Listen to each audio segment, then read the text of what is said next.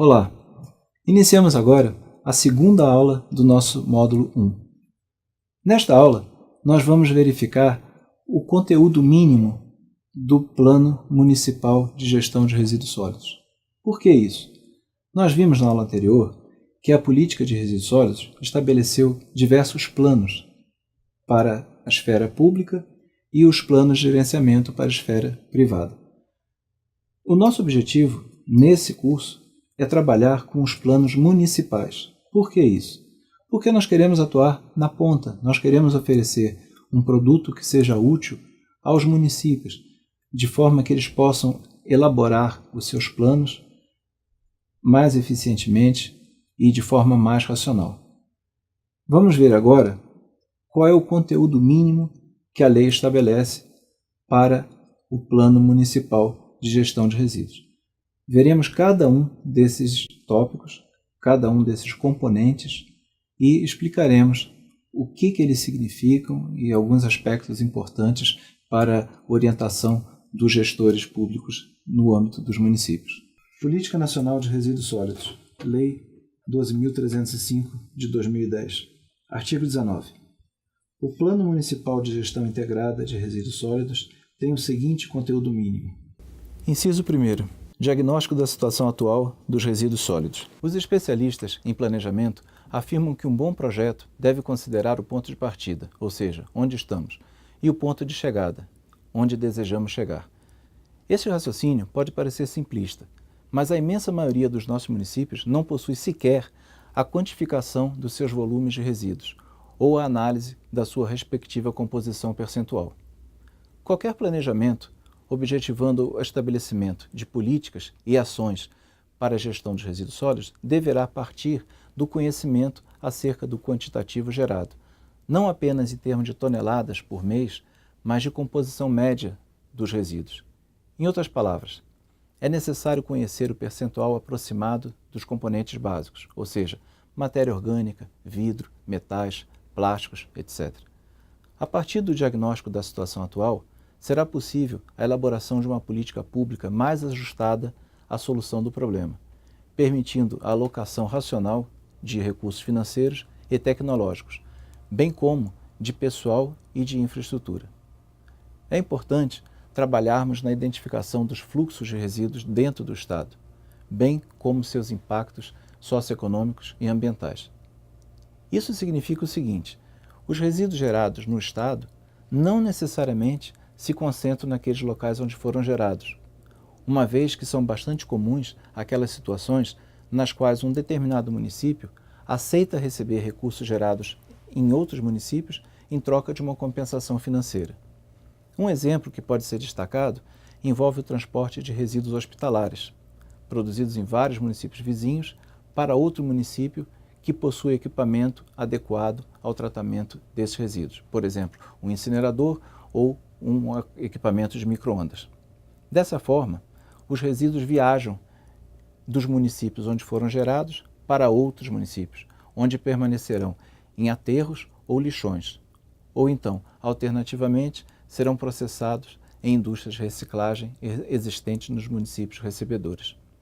A viagem dos resíduos muitas vezes é motivada também pela inexistência de espaços adequados nos municípios de origem, ou pela sobrecarga das suas estruturas.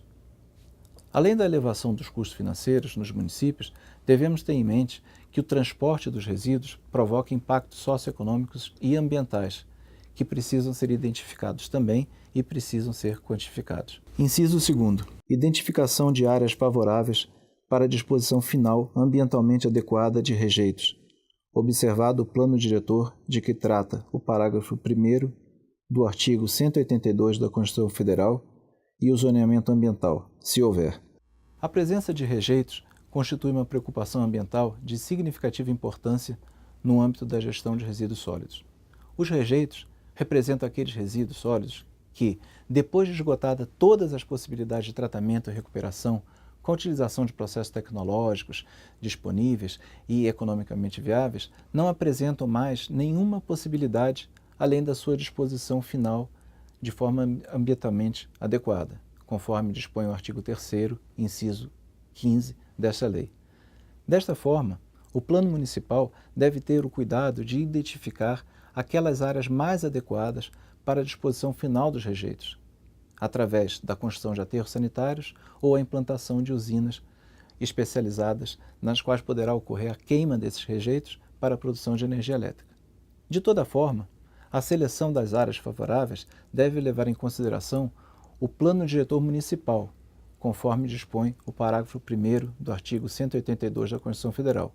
E, quando houver, deve levar em consideração também o zoneamento ambiental desenvolvido para o município. A observância do plano diretor e do zoneamento ambiental permitirá identificar aquelas áreas que oferecem menores riscos à saúde da população, em especial no que concerne à redução dos impactos sobre a biodiversidade e a preservação da qualidade do solo e da água subterrânea. Inciso 3º. Identificação das possibilidades de implantação de soluções consorciadas ou compartilhadas com outros municípios, considerando, nos critérios de economia de escala, a proximidade dos locais estabelecidos e as formas de prevenção dos riscos ambientais. A partir da publicação desta lei, verificamos uma crescente abertura do nosso mercado de resíduos sólidos junto às indústrias internacionais de equipamentos que oferecem alternativas tecnológicas para a solução dos nossos problemas. Embora as alternativas sejam avançadas em termos de tecnologia, é necessário considerarmos que os seus custos de implantação e de operação ainda são significativamente elevados para a realidade socioeconômica dos nossos municípios, o que dificulta a sua adoção. Desta forma, os planos municipais devem identificar soluções compartilhadas ou consorciadas com outros municípios, formando um consórcio voltado à gestão dos resíduos sólidos. Com a formalização do consórcio municipal, haverá considerável redução de custos administrativos e operacionais, bem como uma maior racionalidade na gestão dos resíduos, a partir da economia de escala. A partir do momento em que se garante um maior volume de resíduos e de rejeitos, temos maiores chances de viabilizar a operação de equipamentos mais modernos e mais caros, cuja relação custo-benefício ocorre com o processamento de grandes volumes de materiais. A título de exemplo, não seria viável importar um equipamento de grande porte para realizar a denominada mineração de lixões, cujo custo estimado é de 5 milhões de dólares, se o volume de resíduos diário do município for de apenas 5 toneladas. A importação desse tipo de equipamento só seria viável se houvesse a garantia de um volume de resíduos na faixa de 30 a 40 toneladas por dia. O consórcio de municípios poderia garantir um volume diário de resíduos adequado ao processamento, sem desconsiderar as vantagens econômicas derivadas da repartição dos custos entre os seus integrantes. Inciso 4º. Identificação dos resíduos sólidos e dos geradores sujeitos ao plano de gerenciamento específico nos termos do artigo 20 ou a sistema de logística reversa, na forma do artigo 33, observadas as disposições desta lei e de seu regulamento, bem como as normas estabelecidas pelos órgãos do SISNAMA e do Sistema Nacional de Vigilância Sanitária.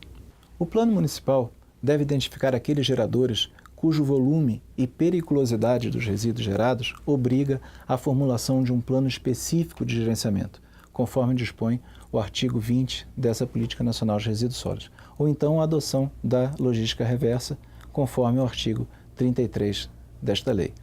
Como exemplo, podemos citar grandes indústrias que fabricam pneus, celulose, as siderúrgicas, as indústrias de cerâmica, indústrias de produção de cimento, as montadoras de veículos, mineradoras, etc. Esses resíduos são caracterizados como resíduos de maior risco ao meio ambiente e à saúde humana. Da mesma forma, podemos destacar os fabricantes, importadores, distribuidores e comerciantes de agrotóxicos, de pilhas e baterias, de pneus, óleos lubrificantes, lâmpadas fluorescentes e produtos eletroeletrônicos, uma vez que a composição desses produtos implica em grandes riscos de contaminação do meio ambiente, devendo ser contemplados nos sistemas de logística reversa, disposto no artigo 33 da Política Nacional de Resíduos Sólidos. Desse modo, nós garantimos que esses resíduos serão tratados de forma adequada pós o consumo, sendo reencaminhado às indústrias fabricantes, objetivando ou o seu descarte adequado ou o uso em novos produtos que serão gerados.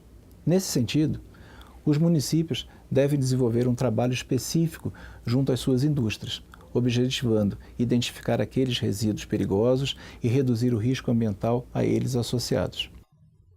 Inciso 5. Procedimentos operacionais e especificações mínimas a serem adotados nos serviços públicos de limpeza urbana e de manejo de resíduos sólidos, incluída a disposição final ambientalmente adequada dos rejeitos e observada a Lei nº 11.445, de 2007. Inciso 6. Indicadores de desempenho operacional e ambiental dos serviços públicos de limpeza urbana e de manejo de resíduos sólidos. Os serviços públicos de limpeza urbana são instituições vinculadas ao setor público, ou seja, são estruturas vinculadas às prefeituras cuja responsabilidade está associada à gestão dos resíduos sólidos dentro dos municípios. Por se tratar de instituições públicas, é evidente que eles manipulam recursos financeiros, recursos públicos, e é necessário que todos esses recursos sejam bem administrados. O que eu quero dizer com isso? Um órgão público, seja um ministério, seja uma autarquia, todos eles são obrigados a gerir de forma adequada e eficiente os recursos que a sociedade disponibiliza através de seus impostos. Então, o serviço de limpeza pública está enquadrado nessa situação. O gestor é obrigado a desenvolver parâmetros para avaliar o seu desempenho ao longo do tempo.